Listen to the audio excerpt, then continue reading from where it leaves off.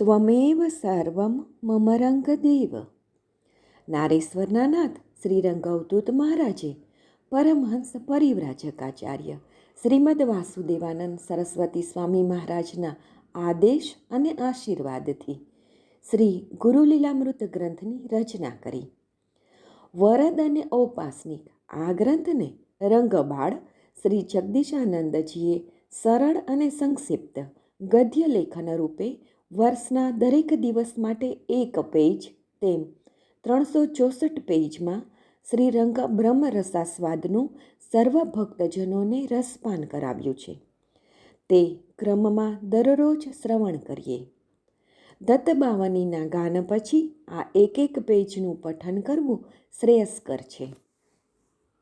સપ્તાહ 4 મંગળવાર. અલખજી નિરંજનને વાણીમાં દયાભાવ દર્શાવી આગળ સમજાવે છે કે હે ગાંડા, કોઈ પણ જીવાત્મા જે કાંઈ કર્મ કરે છે અને આગળ કરશે તે પોતાના પ્રારબ્ધ કર્મ જ કરાવે છે. પ્રારબ્ધ કર્મ શ્રેષ્ઠ કે ગુરુકૃપા? સહસ્ત્રાર્જુન સત્વાંશી, ખૂબ જ્ઞાની, પુણ્યશાળી, યોગ વરિષ્ઠ, 32 લક્ષણધારી યુગ પુરુષ હોવા છતાંય આમ કેમ બન્યું? અરે વહાલા, કર્મ ના છોડે કોઈને. દેવાથી દેવો જ્યાં કર્મથી બચ્યા નથી તો માનવની તો વાત જ ક્યાં કરવી. ચાલ હવે જો શું બન્યું છે તે વાત સમજાવું. અર્જુન તેની બહાદુરી, શ્રેષ્ઠતા, સુરવીરતા અને ખ્યાત્યાધિક કરવાવાળા દેવતુલ્ય હાથથી લડતા મરું. તે વરદાન યાદ આવે છે તને? બસ આ જ ઈશ્વર કરણી. ભય કરતા તું ભય હરતા. એને તો કશું જ કરવું નથી, છતાં એ દેવયોગે અભિમાનના નશામાં ચકચૂર થઈને તેણે સ્વર્ગમાં જઈને દેવદૂતોને ઇન્દ્રને હરાવી ઇન્દ્રાણીને હાથથી બાંધીને લઈ જતા સ્વર્ગમાં હાહાકાર થઈ ગયો. દેવો પણ બિચારા થઈને આ હેય રાજાને ઇન્દ્રાણીને બંધનમાંથી મુક્ત કરવા વિનંતી કરવા લાગ્યા. દેવોની દીનતા જોઈને બંનેને છોડી દીધા. બધા દેવોની આટલી લાચારી ડરપોકતા જોતા બધા દેવો બ્રહ્માજી પાસે જઈને મર્ત્યલોકનો માનવી અર્જુન શ્રી દત્તના વર થકી ઉન્મત્ત થઈ દેવોને પણ અસહ્ય પીડા કરે છે તેના ઘમંડનો નાશ કરવા બ્રહ્માજીને પ્રાર્થના કરવા લાગ્યા. અર્જુનના ઘમંડને દૂર કરવા, તેને પરાજિત કરવા શું કરવું તે કોઈને સૂઝતું નથી. બ્રહ્માજીની પણ કંઈ મતિ ન ચાલતા બ્રહ્માજી સાથે બધા દેવો વૈકુંઠધામ ભગવાન વિષ્ણુ પાસે આવી પ્રાર્થના કરવા લાગ્યા. હે હરિ, શ્રી દત્ત સ્વરૂપે આ કાર્તવીર્ય રાજવીને બધે વિજયી ભવનું અજેય વરદાન આપ્યું હતું. તેથી તે અભિમાની ઘમંડી થયો છે.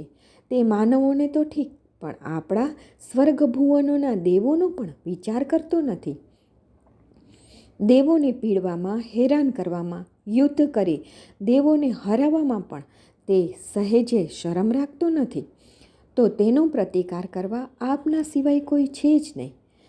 તેથી આપ જગતનું રક્ષણ કરવા અને તેનું મારણ કરવા હે શ્રી હરિ, આપ જ તેના માટે સર્વસ્વ છો.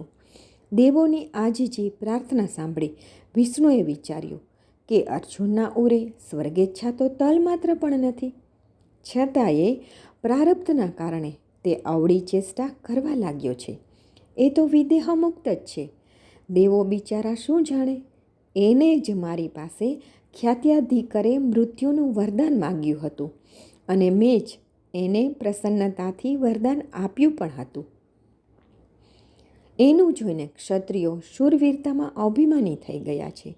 તો આ અભિમાનનો ભૂમિભાર ઉતારવા, ક્ષત્રિય કુળનો નાશ કરવા અર્જુનને મારી શકે તેવો મારા સિવાય કોઈ અન્ય છે જ નહીં. માટે હું પોતે જ જમદગ્નિ અને રેણુકાને નિમિત્ત કરી રેણુકા કુખે હું સ્વયં અવતરી રણસંગ્રામમાં અર્જુનને મારીને ક્ષાત્ર દર્પનું નિવારણ કરીશ. ભગવાન વિષ્ણુએ બધા દેવોને અર્જુનને મારવાનું વચન આપ્યું. દેવો સૌ પ્રહસ્ત થઈ સૌના સ્વસ્થાને પધાર્યા અને ભગવાન વિષ્ણુએ જ શ્રી દત્ત સ્વરૂપ તેના ભક્તનું કલ્યાણ કરવા એને નિમિત્ત કરી કેવા પ્રારબ્ધ કર્મ પૂર્ણ કરે છે તે હે નિરંજન તું મુક ભાવે જોયા કર.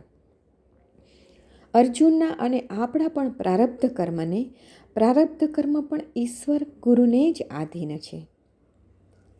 જનમર્દન જગદીશ એ ક્યાંથી એને બંધ, જન્મ મૃત્યુ મિથ્યા નકી કેવળ શરીર ગંધ.